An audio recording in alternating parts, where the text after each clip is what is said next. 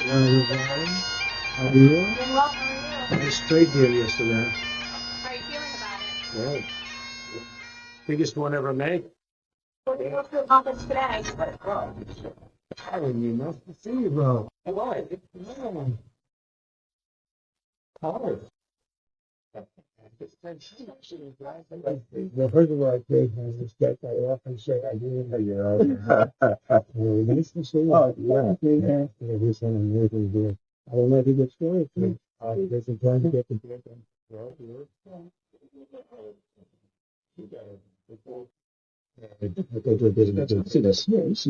this is the number one stone access in the world. Yeah,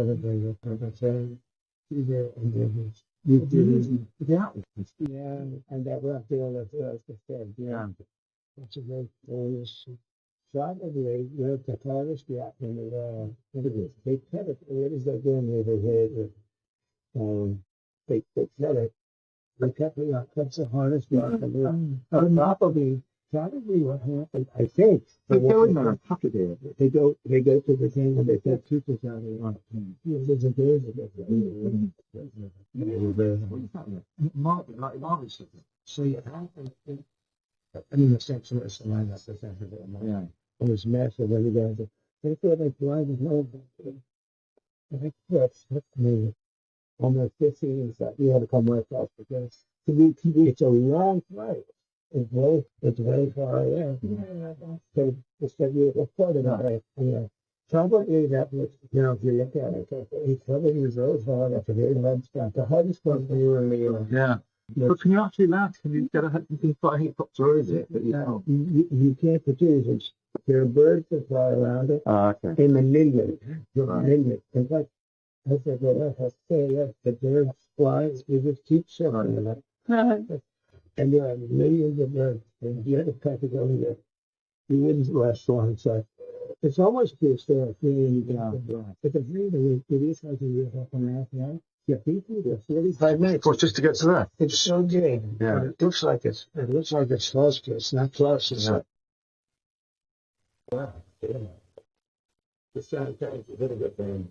It's fantastic. That's music for, and this is the thing I'm doing. So I do take your open to here.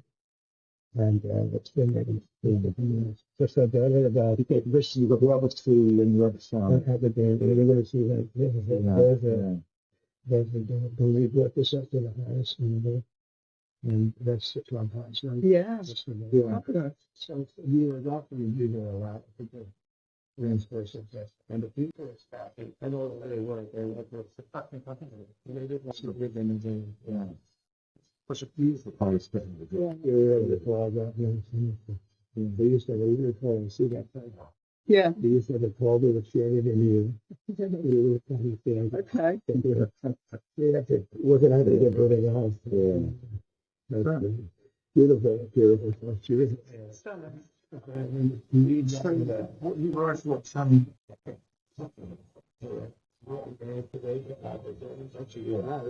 that's right.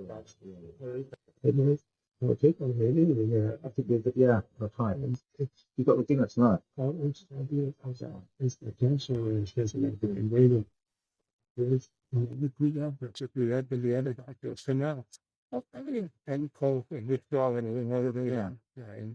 And the doctor was paying a lot of money and you think that the good option.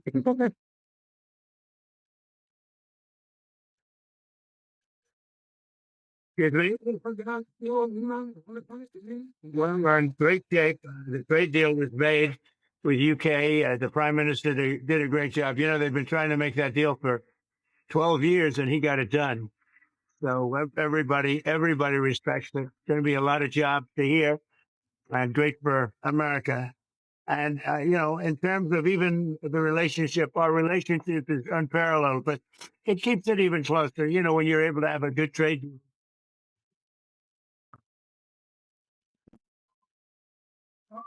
Well, I'm talking about that. Whiskey is a problem. I'm not a big whiskey drinker, but maybe it should be. Whiskey. Well, we're going to take a look at it. Well, we'll take a look. We want to make the Prime Minister happy. We want to make, by the way, your first lady. I would say first lady. She is a respected person all over the United States. I don't know what he's doing, but she's very respected. As respected as him. I don't want to say more. I'll get myself in trouble. She's a great woman and very. Yeah, well, we've, as you know, given a lot of money to Gaza for food and everything else. A lot of that money is stolen by Hamas, and a lot of the food is stolen. But we're very much involved, and I think it's one of the main reasons for our meeting today. Yeah, we're going to be discussing it today. We'll be talking about Gaza. Well, we want to get it going, but as you know, with Cambodia, they just announced a very big, beyond it, this peace. That was going to be a very bad war. And so we're honored we got involved, and it's essentially settled. I think they're going to be settling it today. So it went for a few days. That was going to go on for years. That could have gone on for years. Millions of people could have been killed. We ended the war, and we're very happy about it. The Prime Minister says that recognizing the Palestinian state would be a concrete step towards a lasting peace. Do you agree with his position? Well, I'm not going to take a position. I don't mind him taking a position. I'm looking for getting people fed right now. For me, that's the number one position, because you have a lot of starving people. You have people that, the United States recently, just a couple of weeks ago, we gave $60 million. That's a lot of money. No other nation gave money. I know the Prime Minister would if he knew about it, and he really knows about it now because we're going to be discussing it. But we gave 60 million. Nobody said even thank you. Thanks. Somebody should say thank you. But other nations are going to have to step up. When I spoke to Ursula yesterday, she said that the European nations are going to step up very substantially too. What's the importance of free speech today? Well, free speech is very important. I don't know if you're referring to any place in particular. Perhaps they are, but we've had free speech for a very, very long time here. So we're very proud about that, and we protect it. Small boats crisis in this country. How would you deal with it? What's your vital duty with small boats crisis in this country? What are you saying? Small boats. It's about the boats coming over the channel. So we're taking a lot of action to stop people coming over the channel who shouldn't be here. Stopping them coming in the first place. Well, immigration is a big factor, and I think, frankly, if they're coming from other countries and you don't know who they are, and are they coming from prisons? We have them where they came in from prisons. We're moving them all out. We had a border last June, just recent, last month. We had 0 people come into the country, 0, other than coming through legal means.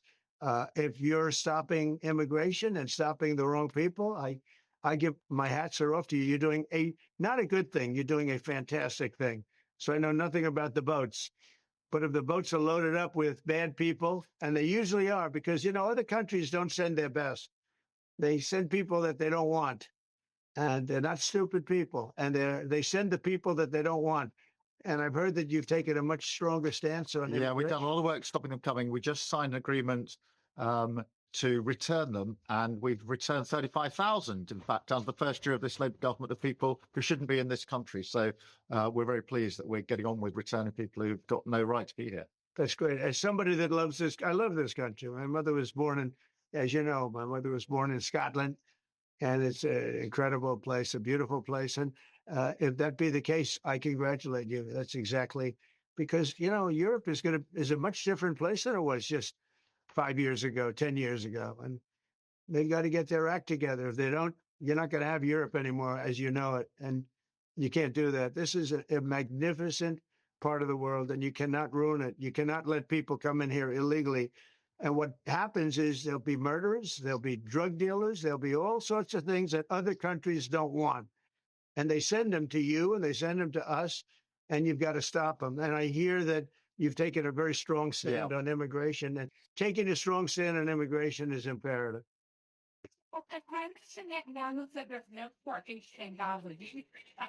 I don't know. I mean, based on television, I would say not particularly, because those children look very hungry, but we're giving a lot of money and a lot of food, and other nations are now stepping up. I know that this nation is, right? It's a humanitarian crisis. Right. It's an absolute catastrophe.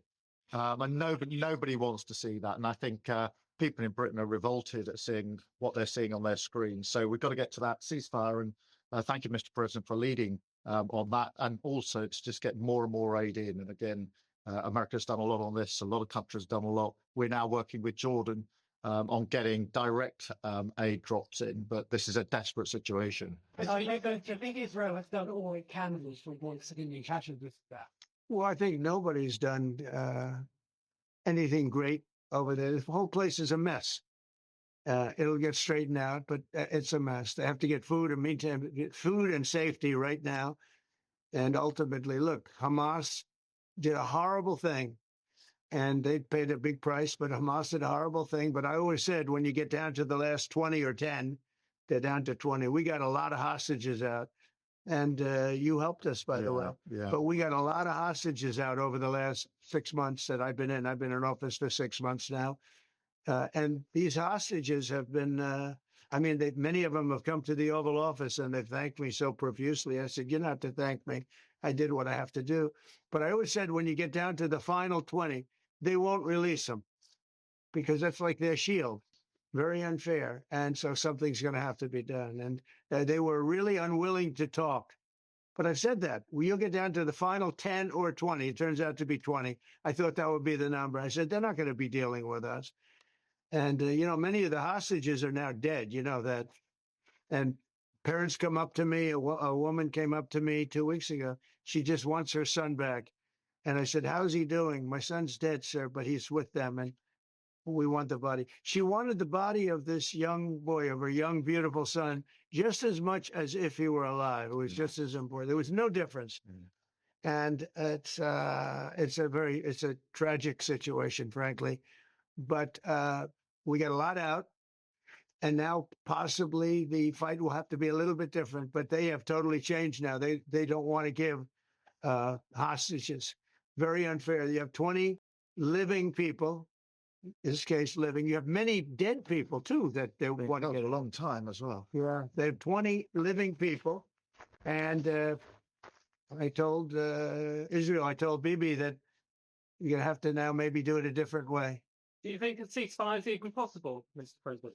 Oh yeah, a ceasefire is possible, but you have to get it. You have to end it. You're talking about with Israel's. You're talking about there because we have many ceasefires going on. The whole world is. If I weren't around, you'd have right now 6 major wars going on. India would be fighting with Pakistan. You see what we just did yesterday with 2 nations that we're trading with. And during the trade, I said, I'm not going to do any trade deal unless you guys settle your differences. And we got it settled in 24 hours. I mean, they just announced it was settled, which was a tremendous thing. But Serbia, Kosovo is another one. We have many hotspots that were at war. I think a very big one was India and Pakistan, because you're talking about 2 nuclear nations. That was a very big one. And we get help from the UK. The prime minister's helped. We have cases where we specifically need the help because somebody comes from here that you're aware of. And, when you come from a country, you can do things. And I call up the prime minister and all of a sudden he's able to do things. True also with other presidents and prime ministers. But we've done it. Nobody's ever done what we've done. We have 6 different major if you take a look at Rwanda and the Congo, Republic of the Congo, they've been fighting for 31 years, 8 million people dead. It was going on. Nobody could go to that part of Africa. They were being killed. If to even walk there, you're being killed with machetes. And it was a violent situation. And I was able to, they liked Trump. They wanted to make a trade deal with Trump. They wanted us to take their rare earth. They want to give us their rare earth. And I got to know the leader of the Congo. I got to know both of them indirectly. And I called him. I said, let's end the war.